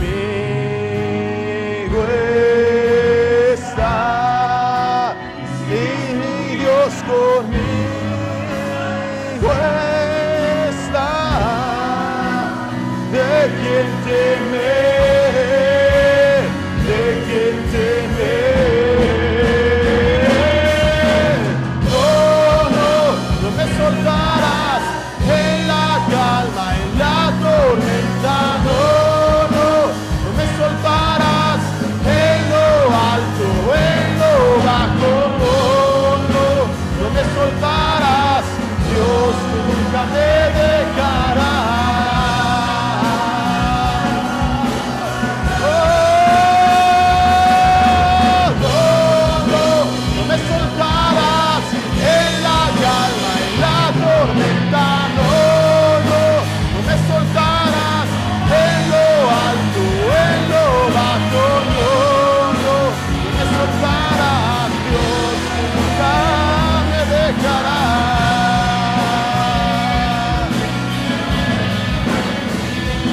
Quiero ver la luz que se acerca al que busca de ti y terminará los problemas cuando llega el fin.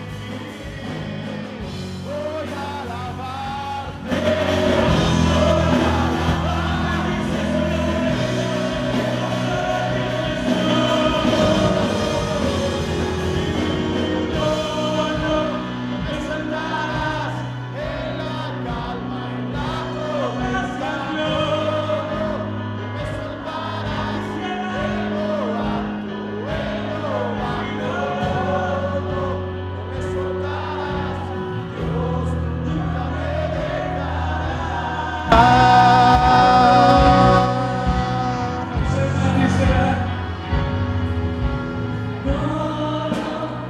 Soltarás en la calma, en la tormenta, no, no, no me soltarás en lo alto, en lo bajo, no, no, no me soltarás, Dios, tú nunca me dejarás.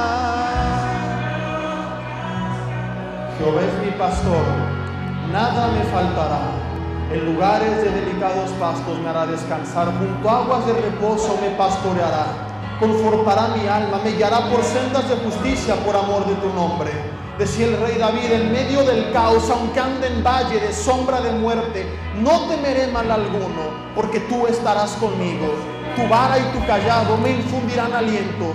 Más adelante, rodeado de problemas, él dijo: Jehová es mi luz y mi salvación, ¿de quién temeré? Jehová es la fortaleza de mi vida, ¿de quién he de atemorizarme? Aunque un ejército acampe contra mí, no temerá mi corazón. Aunque contra mí se levante guerra, yo estaré confiado. Y en medio de tantos problemas es cuando él dice: hubiera yo desmayado si no creyese que veré la bondad de Jehová en la tierra de los vivientes. Y termina este salmo diciéndose a sí mismo: aguarda a Jehová, esfuérzate y aliéntese tu corazón. Sí, espera a Jehová. Dile: Señor, voy a guardar, me voy a esforzar, voy a alentarme y voy a esperar en ti. No voy a desmayar, porque yo creo que voy a ver tu bondad, porque yo creo tus promesas, porque yo creo tu palabra, porque yo creo que tú no me sueltas en lo alto, en lo bajo, en medio de la tormenta. Tú estás todavía conmigo, Señor, haciendo tu voluntad buena, agradable y perfecta en cada uno de nosotros. Amén. Amén.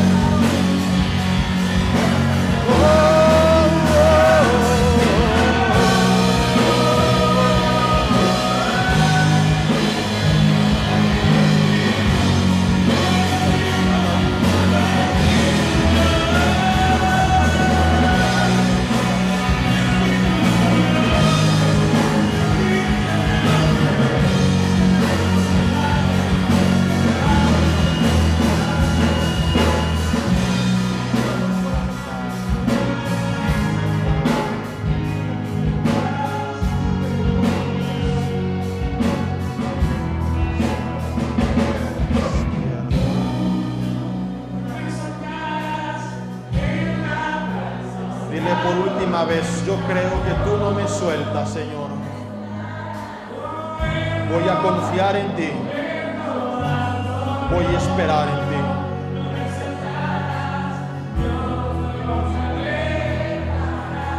Esta es la verdad que yo creo y que yo guardo en mi corazón, que tú jamás nos vas a dejar. En el nombre de Jesús.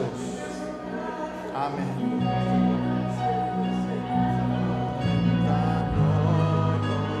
Me soltarás en lo alto, en lo bajo, no me soltarás, Dios, tú nunca me dejarás.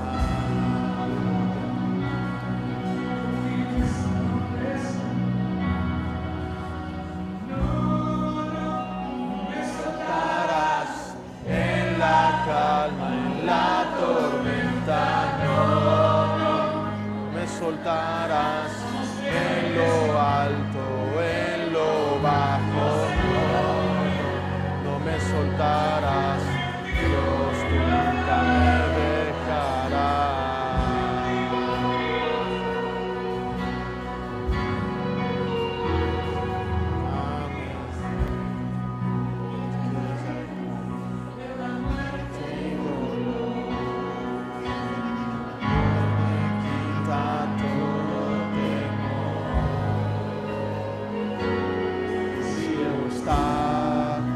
Asombro de la tempestad, no dudaré porque estás aquí.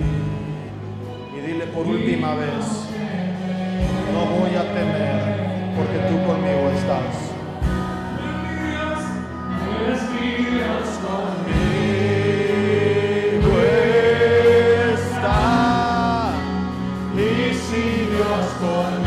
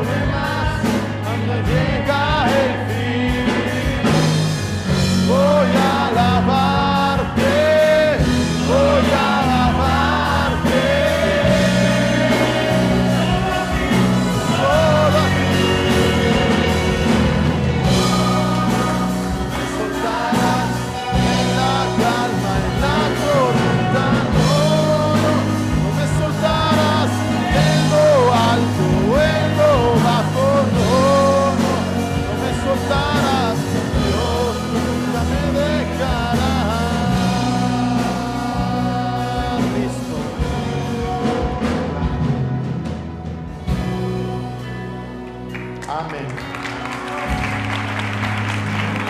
A esa verdad nos aferramos y es lo que creemos. Amén. Hermanos, pueden tomar su lugar 5 minutos más, estamos a punto de despedirnos. Únicamente quiero hacer una invitación especial. Si tú hoy viniste por primera vez, tal vez segunda, no lo sé, pero es la primera vez que tú decides iniciar una relación con Dios. Reconoces que tenías una religión, pero no una relación. Y a través de esta última oración, tú pusiste tu confianza en Él como tu Señor y Salvador y le has entregado tu vida. La Biblia dice en Juan 1:12 que los que creen en Él y le reciben, Dios les da el derecho de ser llamados hijos de Dios. De modo que de hoy en adelante tú tienes que estar confiado, porque tu papi no es el gobernador o el presidente o el empresario, sino el Rey de Reyes y Señor de Señores. Y es por esa razón que nos gustaría conocer, felicitar y dar la bienvenida a aquellos que han tomado esta decisión que algún día tomamos, todos los que estamos aquí por primera vez. Te aclaro que no significa que tú dejaste una religión o viniste a otra, porque no predicamos una religión, sino, como lo vimos al final, una relación con Dios únicamente. Una relación con Dios que se había interrumpido por causa del pecado, dado que Él es santo, pero que al ser quitado del medio por la obra de Cristo en la cruz, podemos reconciliarnos otra vez con Él, recibir su perdón, no importa qué hayas hecho. La sangre de Cristo, si tú le has pedido perdón, te limpia de todo pecado, si te has arrepentido genuinamente, y tener el regalo de la vida eterna. ¿No son buenas noticias esto? Y cuando alguien recibe buenas noticias, ¿qué hace? Las comparte con los demás. Y es por eso que en la Biblia, cuando alguien entrega su vida a Cristo, se le demanda que él tenga el valor de dar testimonio público de su fe. Porque Jesús dijo también que el que le niegue delante de los hombres, Cristo le va a negar delante del Padre. Pero que el que le confiese delante de los hombres, Cristo le va a confesar delante del Padre. Una persona que dice, yo le entregué mi vida, pero se avergüenza públicamente de él, es una persona que hizo una oración de mentiras, ruido y no más. ¿Por qué? Porque si aquí adentro te da pena con puros creyentes, imagínate allá afuera, cuando estés sujeto a la presión de los demás, tú seguirás actuando incorrectamente para agradar al hombre. Es por eso que yo te invito a que si tú hoy decidiste genuinamente seguirle, hacer su voluntad y rendirle tu vida, te invito a que tú levantes tu mano o te pongas de pie y no la bajes hasta que alguien te dé la bienvenida, porque queremos felicitarte. Dios le bendiga, Dios le bendiga, felicidades. ¿Por qué no damos un aplauso y gloria a Dios por sus vidas? ¿Hay alguna persona más? ¿Hay alguien más? ¿Hay otro hombre allá? Dios le bendiga, felicidades. ¿Hay alguna persona más que haya hecho hoy esta decisión? ¿Hay alguien más? ¿Hay alguna persona más? A veces nos da vergüenza o miedo porque ¿qué va a pensar la persona que está al lado de mí? A lo mejor él está pensando lo mismo. Independientemente de ello, si esto va en serio con Dios, tienes que tener el valor. Al levantar tu mano, tú estás diciendo, Dios, esta es la evidencia de que no me importa más lo que piense la gente. De aquí en adelante, eres tú quien gobierna en mi vida. Eres tú a quien yo voy a seguir y te quiero confesar públicamente. ¿Hay alguna persona más que quiera levantar su mano y decir, yo hoy le entregué mi vida y quiero reconocerlo públicamente? ¿Hay alguna persona más en esta noche? Por allá atrás hay alguien más. Dios te bendiga, felicidades por esa decisión. Hay otro hombre por acá atrás. Dios te bendiga también, felicidades por esa decisión. ¿Hay alguna persona más que haya tomado hoy esta decisión de iniciar una relación con Dios por primera vez? ¿Hay alguien más? Bueno, pues Dios bendiga a aquellos y aquellas que tomaron esta decisión. Antes de despedirnos, dos cosas. Uno, mañana tenemos aquí la segunda reunión para pastores con un par de mensajes, cuando los grandes caen. Tercera y cuarta parte, o tercera parte, veremos según el tiempo nos los permita. Es ¿a qué hora es mañana? 10 de la mañana, aquí mismo, pastores y líderes. Y aquí mismo en la tarde, a las 6:30 de la tarde, ¿verdad? Estaremos ya con un mensaje general. Hermanos, antes de despedirnos, quiero comentarles, bueno, antes de pasar a lo que sigue, que ahí en la salida hay una mesa donde un servidor trae algunas conferencias, también un servidor. Son distintas series en formato MP3. Algunos, sobre todo los más grandes, pues no están muy identificados con qué es esto. Son varias conferencias en un solo disco. Ya prácticamente todos los estéreos, computadoras reproducen esto y los tenemos en este formato porque es más fácil y es más barato que en vez de traer, por ejemplo, 100 conferencias de una serie, en 100 discos los traigamos en 7 discos. O 15 conferencias en 15 discos los traigamos en un solo disco, además de que reduce muchísimo los costos. Hay algunas series ahí de muchos temas, todos muy interesantes, muy prácticos y por supuesto siempre basados en la Biblia.